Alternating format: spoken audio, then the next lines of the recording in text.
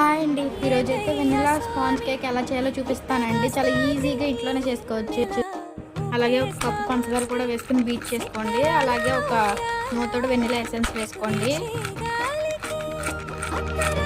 పంచదార కరిగేదాకా బ్లెండ్ చేసుకోండి. అలాగే 1 టేబుల్ స్పూన్ ఆయిల్ పోసుకోండి. అలాగే ఒక కప్పు మైదా పిండి కూడా వేసుకోవాలి. ఇదైతే కట్ అండ్ ఫోల్డ్ మెథడ్లో మంచిగా కలిపేసుకోవాలి. నేను చూపిస్తున్న విధంగా కలపండి, మంచిగా కలిసిపోతుంది.